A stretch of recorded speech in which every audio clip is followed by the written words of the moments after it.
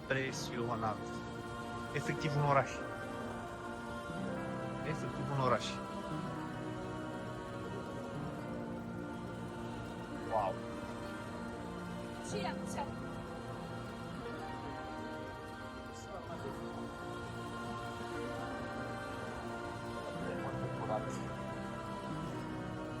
Civilizat. Nimeni nu strigă, nu urlă, nu țipă. Liniște. Efectiv am senzația că mă prind prin Austria, printr-un oraș. Impresionant. E ceea ce văd în Istanbul.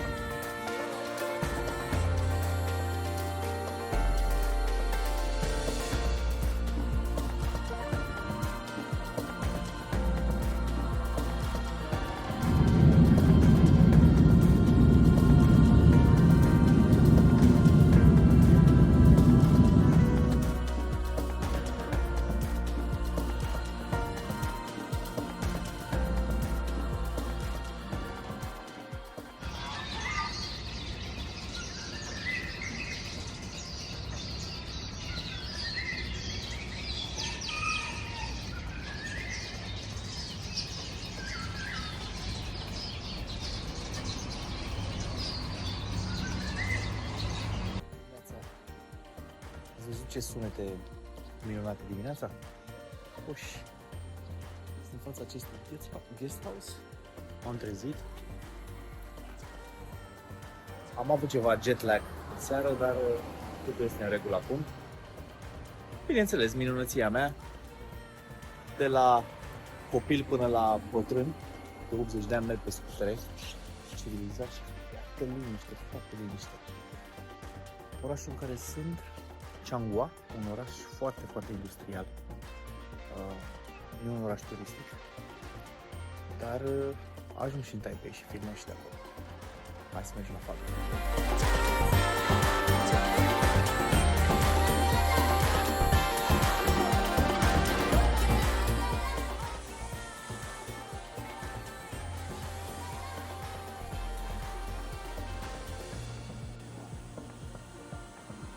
Suntem într-o fabrică din Taiwan ce produce mașini CNC. Impresionant.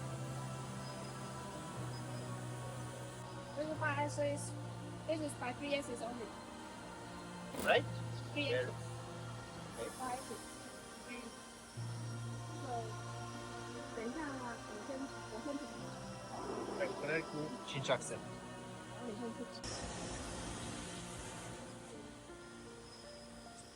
Asta e matriță de automotiv. Wow.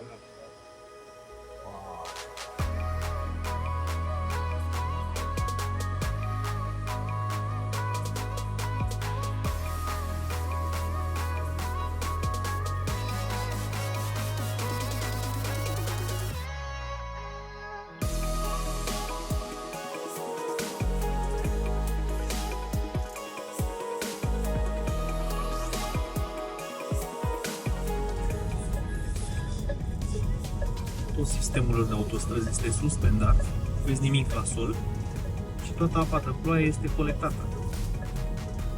Tot.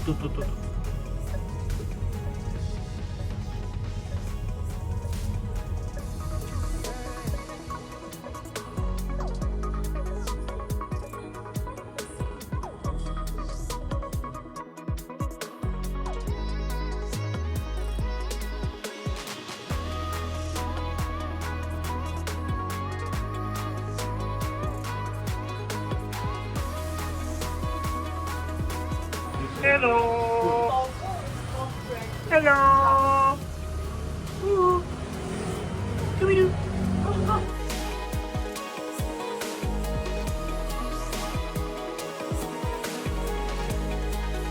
Este un loc foarte faimos pentru cafea în Changhua, un loc foarte vechi și tradițional. Hai să vedem. Hai să-l vedem. 那桌子不能并桌哦，谢谢。 Yeah.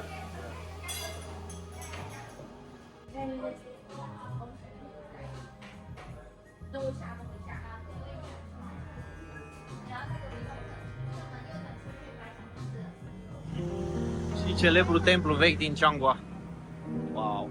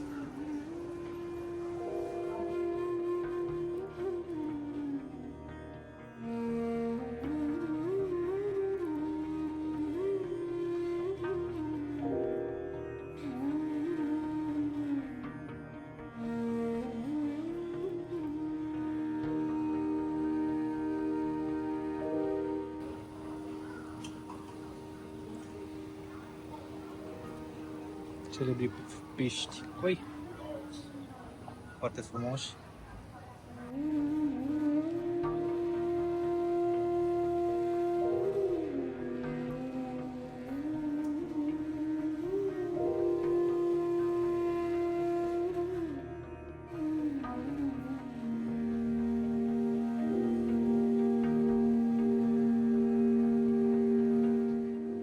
Statuia de aici reprezintă un zeu.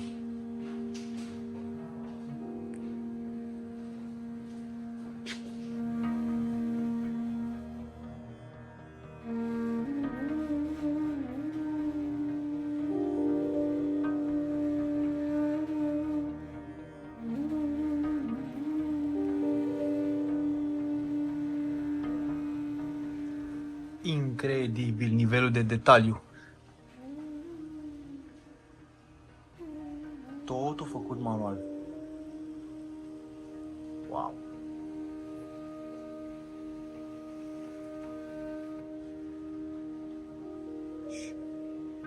Nu cunoaștem semnificația, ce înseamnă fiecare urnă.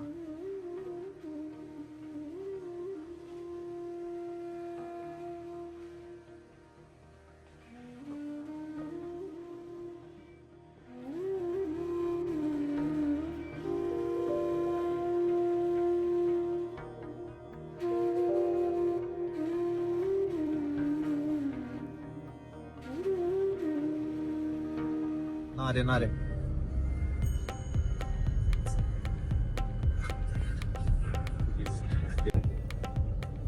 Deși Changhua este un oraș foarte mic, foarte mic industrial, arată foarte bine, drumurile este excelente, iar din punct de vedere agricultură, fiecare metru pătrat are o destinație, rareori vezi ceva necultivat, ceea ce e foarte tare și eficient.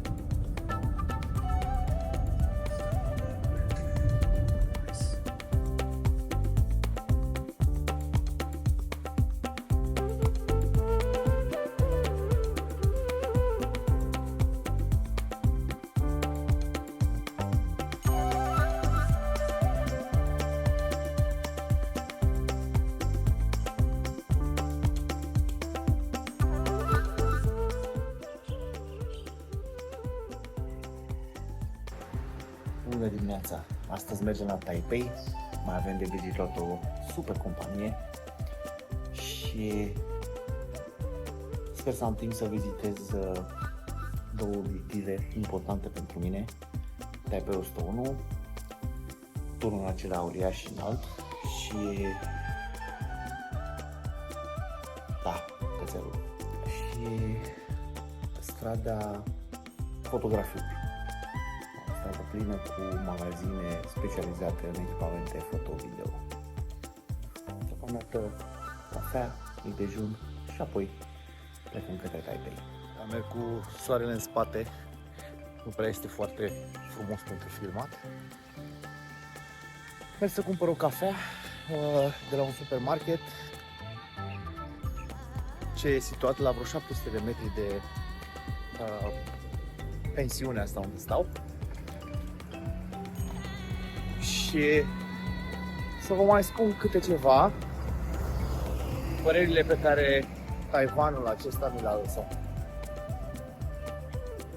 Sunt niște oameni modești, niște oameni tăcuți, niște oameni care sunt dedicați muncilor și sunt dedicați modestiei și bunului gust. Este un lucru fabulos. Nu mă gândeam să găsesc astfel de oameni aici.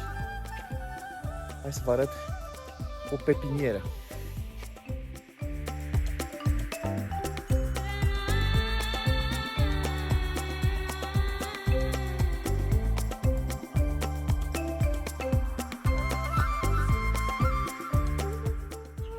Tot ceea ce fac pentru a nu deranja, pentru a fi serviabil, pentru a fi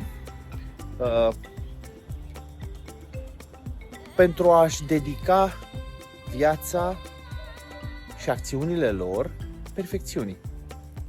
E un lucru extraordinar. Asta am simțit și la fabrică și din discuțiile pe care le-am avut cu reprezentantul lor de vânzări și din ceea ce văd la oamenii de pe stradă de zi cu zi. Nu mă gândeam să mă impresionez atât de mult Taiwan. Sunt absolut impresionat de acești oameni într-o țară care este de 10 ori mai mică decât România, cu o populație similară ca a României și un GDP de 2 ori mai mare ca al nostru. Ok, asta spune multe. Spune foarte multe despre ei ca și popor.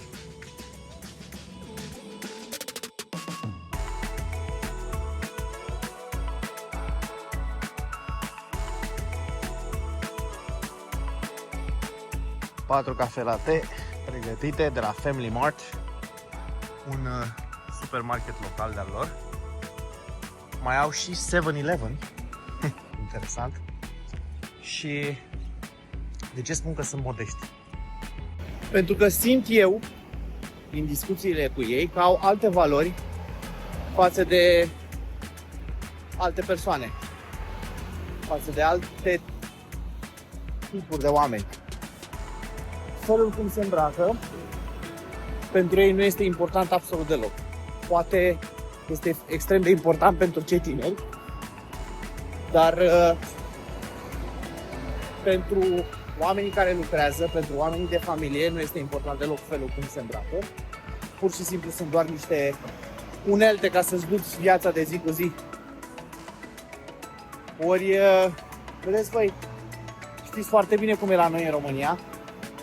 Știți foarte bine cum e cam peste tot, unde show-off-ul este la mare înălțime și considerat ca o valoare umană. Faptul că te îmbraci, că ai la telefon, ca și telefonul în ultimul model de iPhone și la mână cel mai tare din partea are ceas.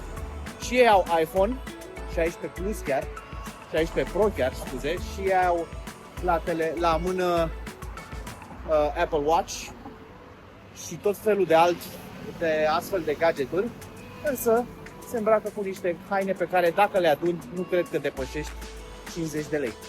Pentru că nu e important pentru ei asta. Nu e important. Uite așa arată B&B-ul meu. O cameră mare, generoasă, cu 4 duble, da? Cu acces pe terasă rapid, cu balcon, da? Un televizor, un mic frigider, baia cu un duș cu presiune fantastică, dă-ți mie, smulge părul de pe cap. Foarte ok. Toaleta aia, stil japonez, numai că scrie și în engleză, ceea ce e un lucru minunat. Peace. Îmi place foarte mult. Mult bun gust. Și o să vedeți cum arată jos în sufragerie. Uite așa arată living. Foarte primitor, cald și aranjat așa cu mult bun gust. și trebuie să te descalți afară, iar înăuntru să poți acești papuci. E o chestie culturală. Da. Living afară pe terasă. Da? Și din terasă direct în stradă. Acum aștept taxiul să mergem în apropiere de Taipei.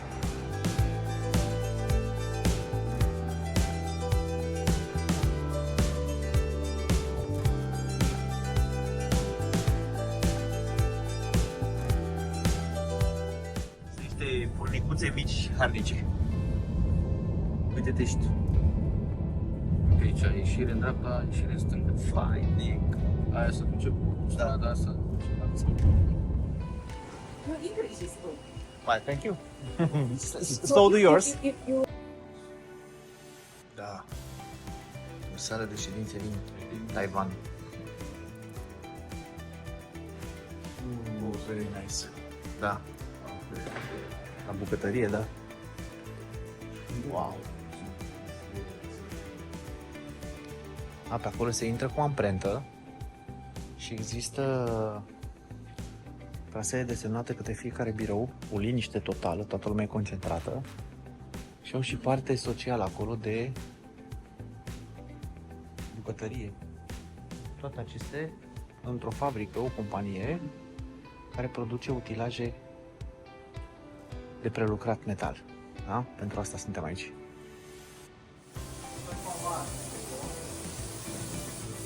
Uite așa arată producția, linia de producție mașini. Eu o să cumpărăm două dintre ele. O să opresc filmarea aici pentru că e un pic confidențial. Laboratorul de verificări, măsurători 3D de calitate.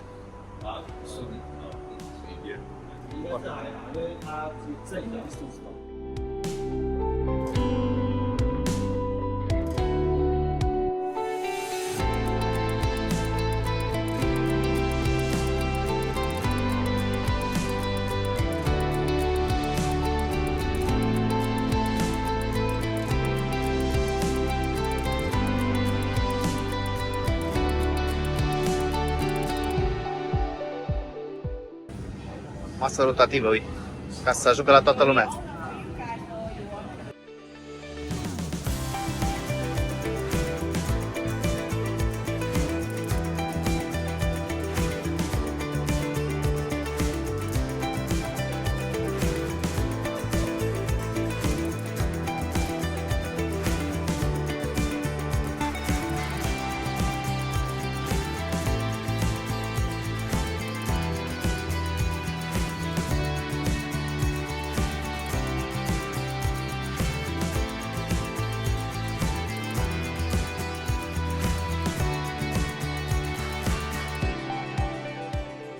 This is a torpedo. Yeah, looks like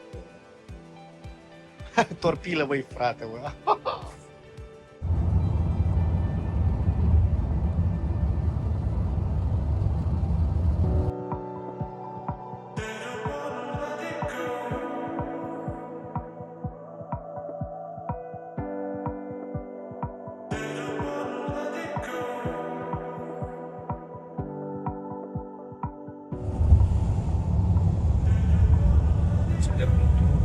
Taipei 101.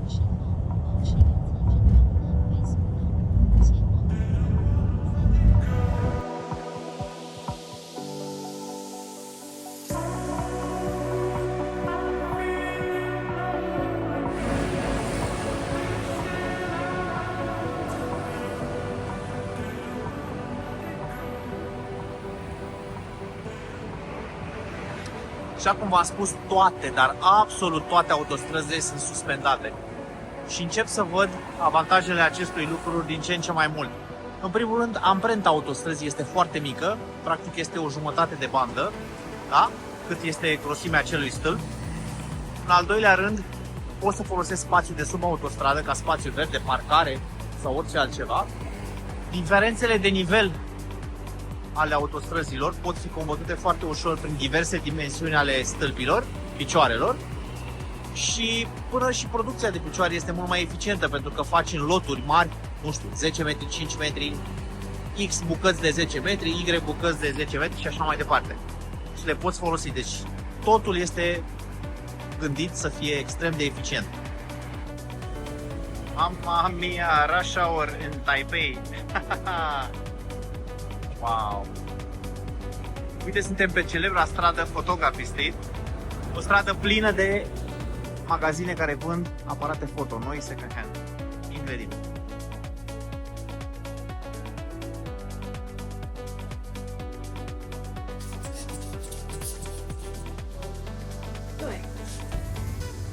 Acum monitor de la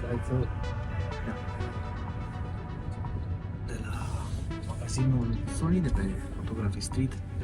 Am luat o cameră Sony ca să mă ajute să îmi îmbunătățesc calitatea conținutului de pe canal. Și am prins rush hour de Taipei.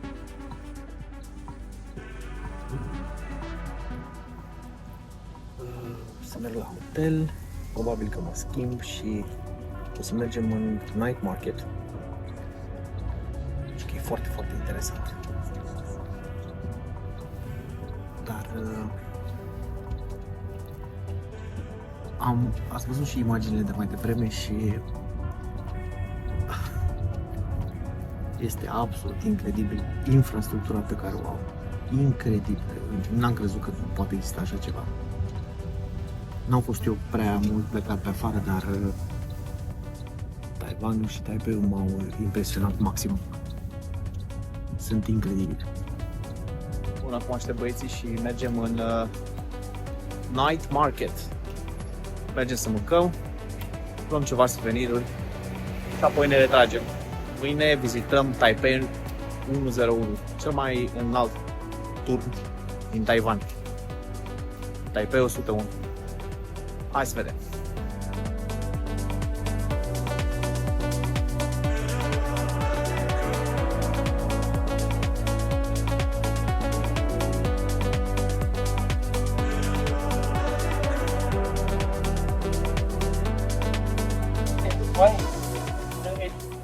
For one. Yeah. We need four.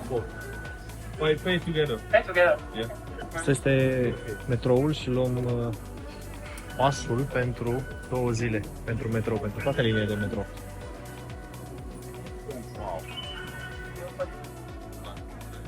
Liniile sunt protejate de geam de securitate cu uși. Nu ai cum să cazi pe linie. Uite câtă curățenie și câtă liniște. Câtă liniște. Și bineînțeles, absolut toate persoanele de la mic la mare stau cu nasul în telefon.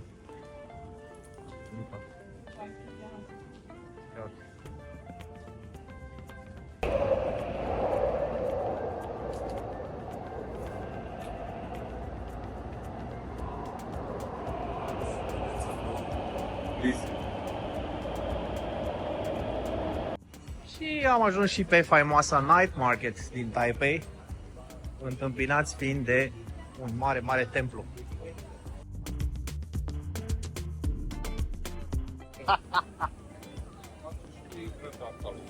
Da? Gheare de pasăre, alea nu știu ce sunt. Aia apare ca fiind piele de șarpe. Poate greșesc, dar... Bun, deci fiecare masă are cât un ochi de aragaz pe care îl pornești de aici și poți să-ți încălzești mâncarea dacă ți se răcește între timp la o porție care costă $160 tailor. Ne-au dat gratuit orezul, o înghețată, sos și un suc înghețat ăsta, suc cu gheață. Foarte tare!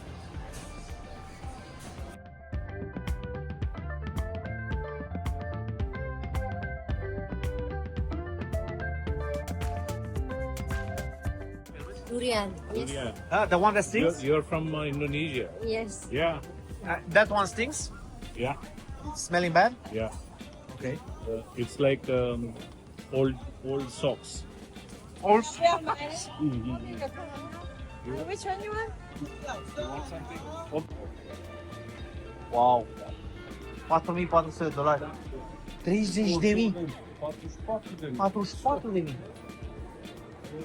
Wow. Euro. 100.000.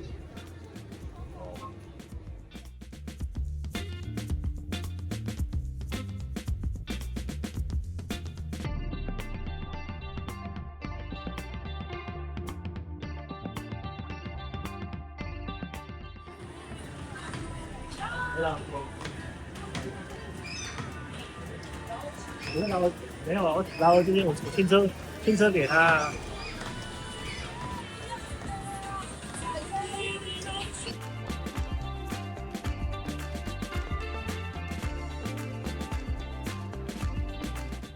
Cine are poftă de un cap de rață caramelizat?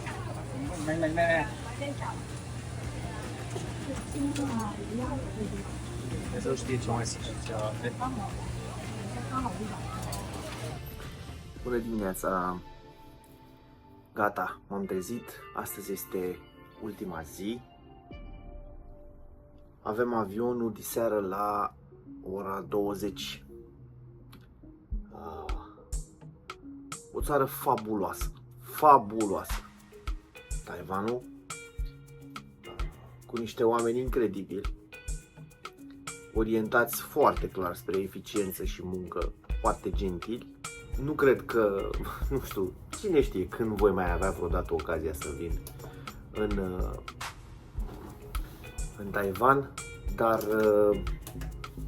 ceea ce am trăit aici zilele astea mi-a schimbat așa un pic percepția despre ce se poate face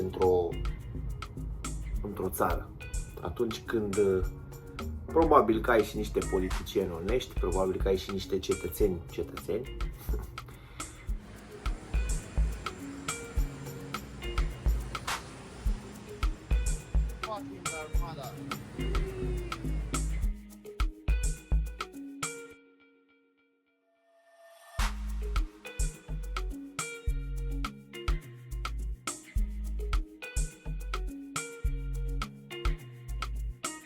Exemplu de civilizație, un nevăzător care se ține de un domn de la securitate pentru a intra înăuntru trenului.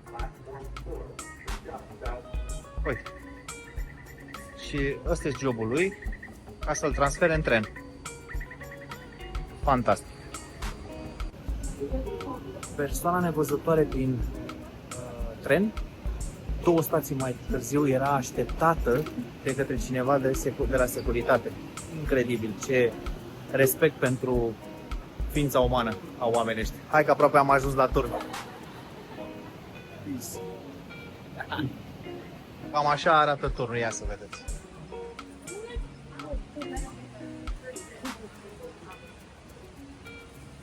Și intră în nord și nu se mai vede, are 500 de metri înălțime. Și mergem acolo la etajul maxim, în 30 de secunde.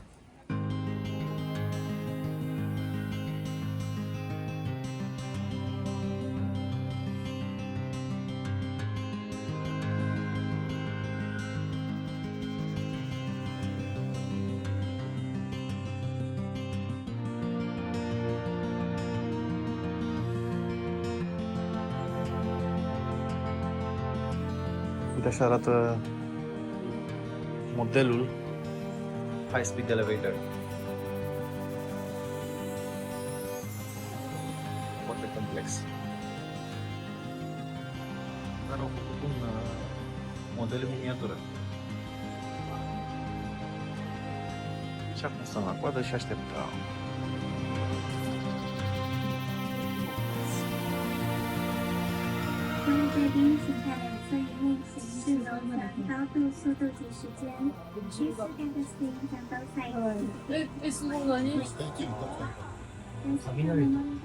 E greu de explicat cum se simte GeForce.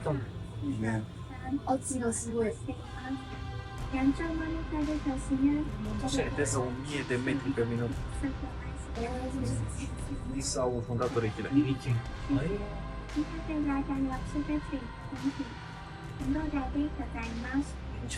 Wow! 33 de secunde, 36 de secunde, etajul 89.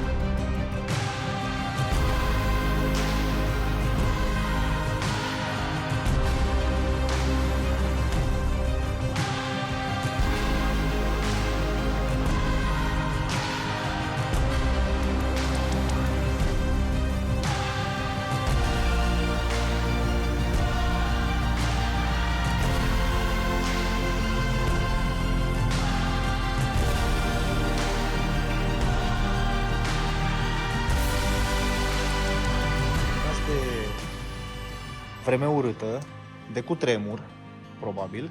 Această contragreutate de 660 de tone menține turnul în limitele acceptabile pentru mișcare, pentru tangaj. Și scade mișcarea cu 40%. Hai că poate încade asta.